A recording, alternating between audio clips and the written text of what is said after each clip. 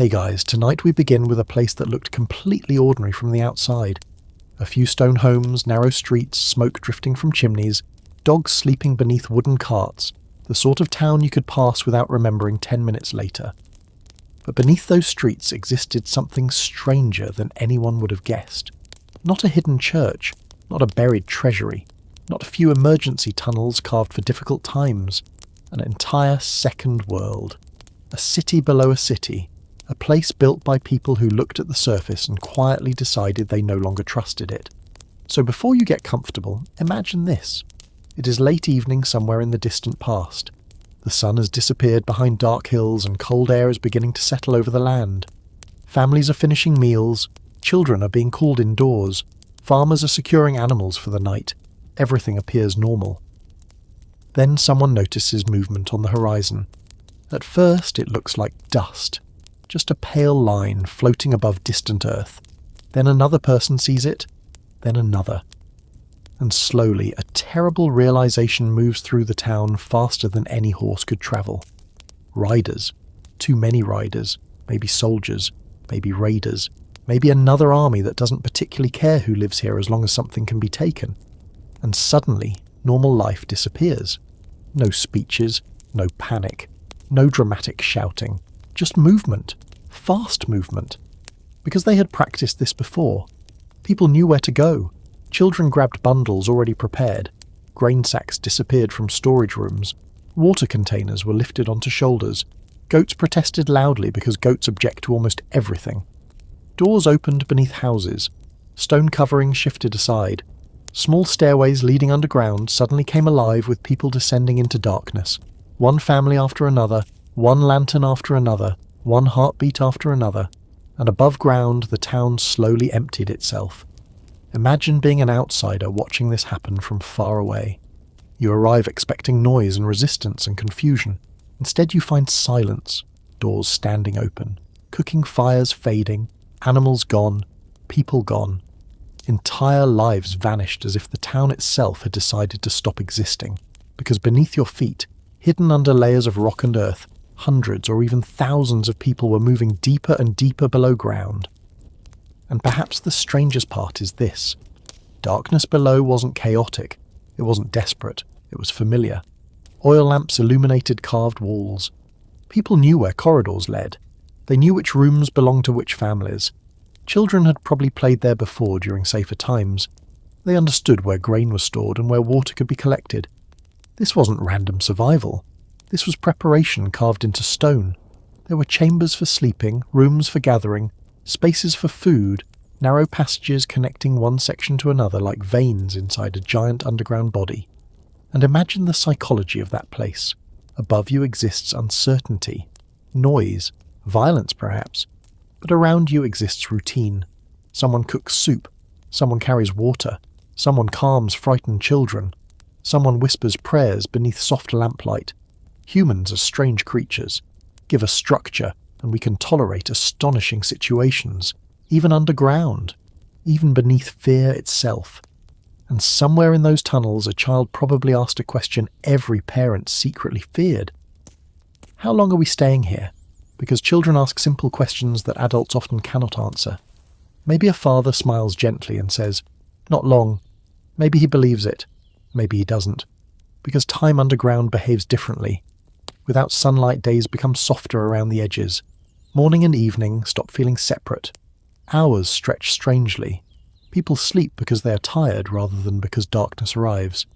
They wake because noise begins around them rather than because sunlight enters windows. The world above becomes something imagined rather than something experienced. And eventually you start wondering about strange things. Is the sky clear today? Is it raining? Are birds still flying over fields? Are trees moving in the wind? Tiny details suddenly become precious because once something disappears, the mind begins polishing memories of it until they become almost magical. Perhaps that's what makes hidden cities so fascinating. Not the engineering, not the tunnels, not even the mystery. It's the reason they existed at all. They existed because ordinary people wanted another chance to see sunlight tomorrow, and eventually something strange begins happening underground. Human beings, despite every instinct suggesting otherwise, begin adapting. Because humans have always been disturbingly good at adaptation. The first day below feels temporary. The second feels uncomfortable. By the seventh day, people stop reaching automatically. For sunlight that isn't there. Life begins rebuilding itself in smaller forms. Footsteps become clocks. Meals become calendars. The sound of a neighbour carrying water through stone corridors becomes morning. Distant voices fading into quieter tunnels become evening. And somewhere within this hidden world, routines start growing like roots. Children, who recover from strange situations with almost unfair speed, begin treating the underground corridors as ordinary streets. They race through passages until mothers call after them. They invent games in corners carved from volcanic stone.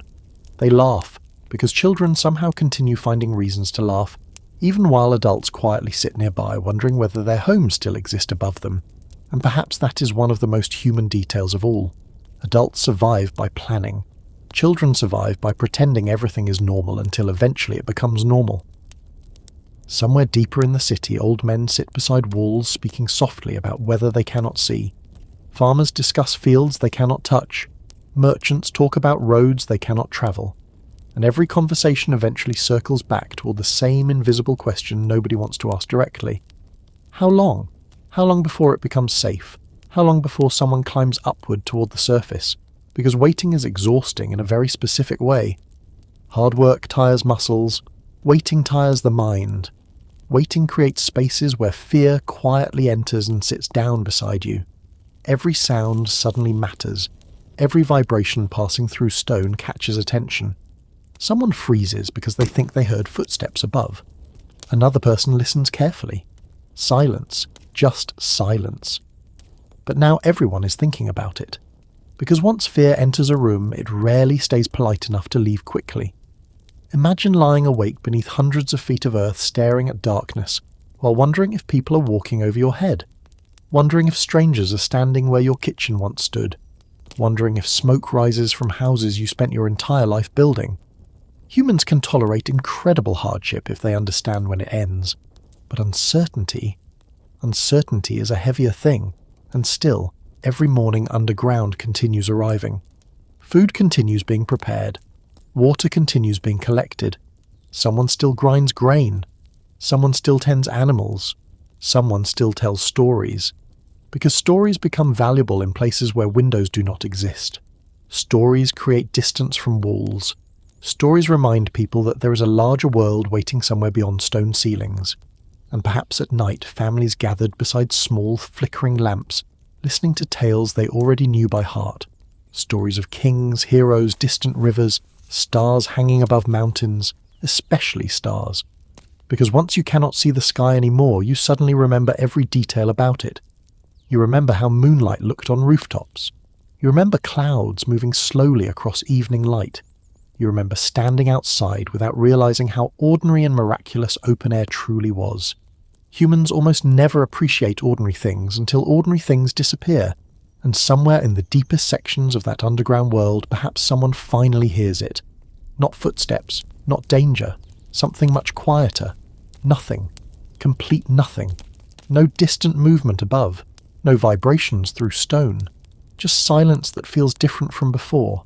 Hopeful silence. The kind of silence that makes people slowly raise their heads and exchange careful looks because perhaps, whatever waited outside has finally moved on. That hopeful silence is dangerous because hope has a way of making people impatient. For days, maybe weeks, everyone underground had trained themselves not to expect anything. Expectation creates disappointment, and disappointment spreads quickly in enclosed places. But now something feels different. The corridors sound different. The stone itself feels quieter somehow. And once one person notices it, others begin noticing too. A mother pauses while pouring water into clay bowls. An old man stops speaking halfway through a story. Two men carrying grain sacks exchange a glance without saying anything. Human beings are experts at detecting tiny changes in environments they know well. Soldiers notice unusual movement. Sailors notice changing waves. People living underground notice silence. Finally, a small group is chosen to go upward. Not everyone. Never everyone. Just a few trusted individuals. Careful people. Patient people. People who understand that curiosity can be dangerous if it moves faster than caution. Oil lamps are adjusted, footsteps become softer, voices drop almost to whispers, and slowly they begin climbing.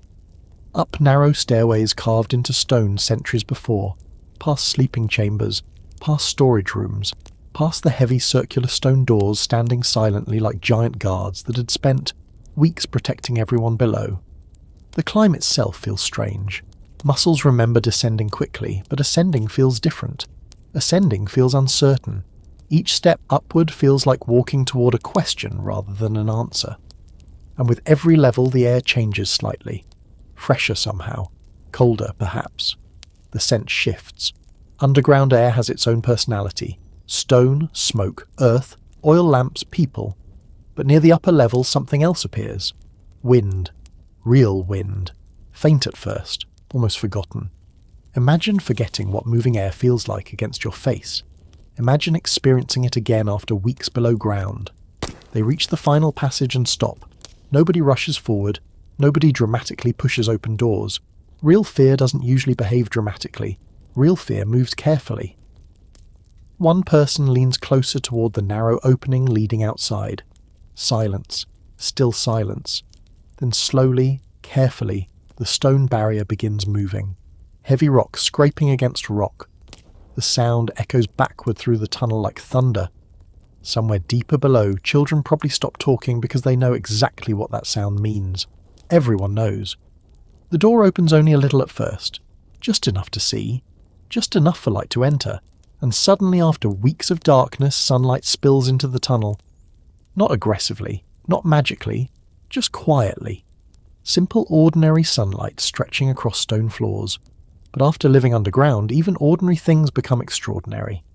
Dust particles float through golden light like tiny stars drifting through darkness. Nobody speaks immediately because some moments feel too large for words. Imagine standing there, seeing open sky again for the first time, seeing clouds moving slowly overhead, hearing birds somewhere in the distance. Birds. Tiny sounds people normally ignore suddenly become overwhelming. Wind moving through grass. Leaves rustling softly. The world continuing normally while you existed beneath it. There's something strangely emotional about realizing the sky carried on without you. Slowly they step outside, careful at first, looking around empty streets, houses still standing, doors still hanging where they belong, cooking pots untouched. No soldiers, no smoke, no movement except grass shifting in the wind. The danger has passed. Somehow the world waited, and one by one people begin emerging from beneath the earth. Families climbing upward carrying children, supplies, animals, hopes they kept alive in darkness. Imagine that sight. Hundreds of people appearing from hidden entrances beneath ordinary houses like ghosts returning home. Eyes narrowing against sunlight, faces lifting toward warmth, breathing deeply as though air itself suddenly tastes different. Because survival isn't always dramatic. Sometimes survival looks like standing beneath open sky, appreciating something you stopped noticing long ago. Days later, the town above begins breathing again. Slowly at first, cautiously, like someone waking after a long illness and testing whether the world outside the window is still real. Fires return to chimneys, one thin ribbon of smoke at a time. Doors open. Footsteps reappear along dusty streets.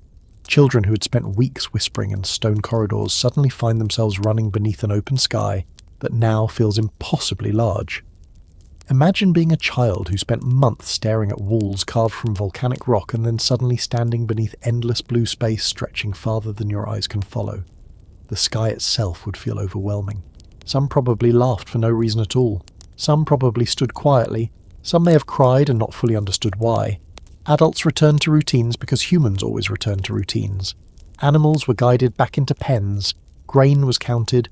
Water jars were filled. Homes were inspected carefully. Life resumed because life always insists on continuing even after fear finishes speaking. But something changes inside people after living beneath the earth. You do not spend weeks listening for distant footsteps above your head and simply return unchanged. Fear leaves fingerprints. Every sound becomes more meaningful. Every ordinary thing becomes strangely valuable. Morning sunlight through a doorway no longer feels ordinary. Wind moving through trees no longer feels ordinary. Even silence itself changes because now silence means peace rather than uncertainty. And perhaps that became the real purpose of places like these, not merely hiding people, but teaching them what matters once they emerged again. Because before entering the underground city, they probably thought about markets and crops and trade and arguments and schedules and hundreds of tiny daily frustrations. But after emerging, those things likely looked different. Survival rearranges priorities very quickly. Suddenly a simple meal shared outside beneath sunlight feels richer than any feast. A quiet evening feels like luxury. Breathing fresh air without fear feels like wealth beyond gold. Years passed, then decades, then generations. Children grew older and eventually told stories to their own children about the time everyone disappeared beneath the earth.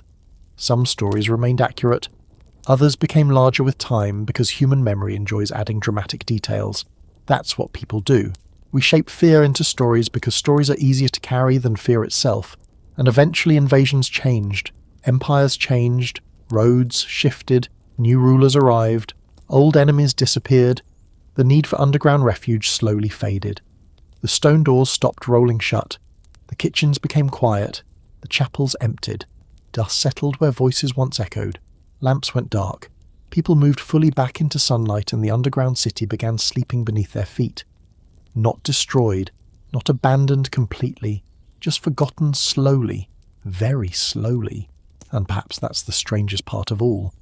Entire generations lived ordinary lives directly above this hidden world, without realizing what rested below them.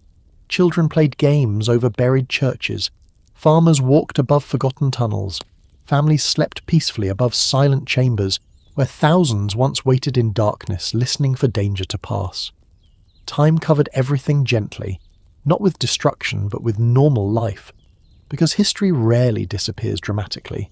Most of the time it simply becomes quieter until people stop listening. And there underground, beneath stone and soil and centuries of forgotten memory, the city waited patiently in darkness. Waiting through changing kingdoms, waiting through wars, waiting through countless sunrises it would never see. Waiting until one day in 1963 when a man decided his basement needed a little more space and swung a hammer into a wall expecting dust and broken stone only to accidentally wake an entire sleeping world beneath his home.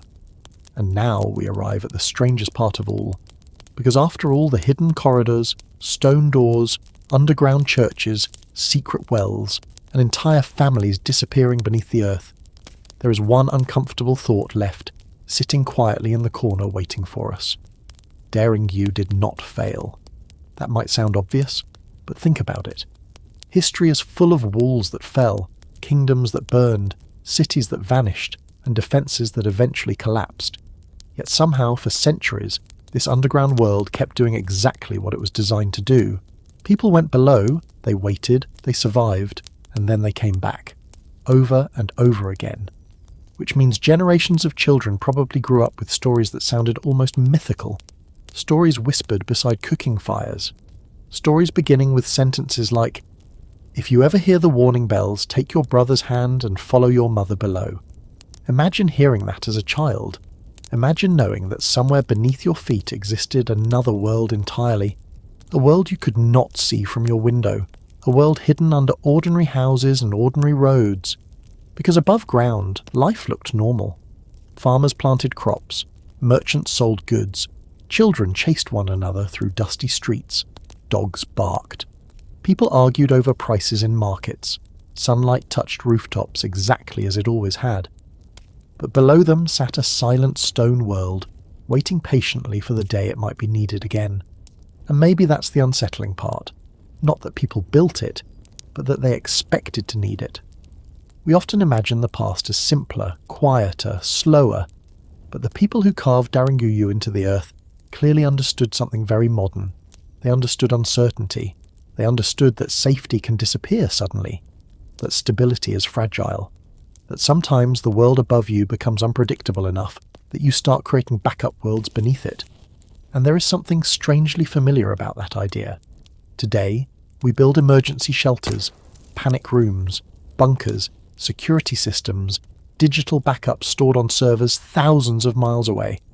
We tell ourselves we are preparing just in case the storm comes. just in case something fails, just in case tomorrow becomes difficult. Daring You was their version of that. Except instead of hard drives and passwords, they used volcanic stone and human determination. They built resilience directly into the landscape, and maybe that's why the city feels so strangely personal even now. Because it wasn't built by emperors trying to impress history. It wasn't built for glory. Nobody carved giant statues into the walls saying, "Look how powerful we are." The people who built it weren't trying to be remembered. They were trying to survive long enough to see another sunrise. And in a strange way, that's exactly why we remember them. Because survival stories tend to outlive conquest stories. Empires rise loudly. Survival happens quietly, sometimes beneath your feet, sometimes behind closed doors.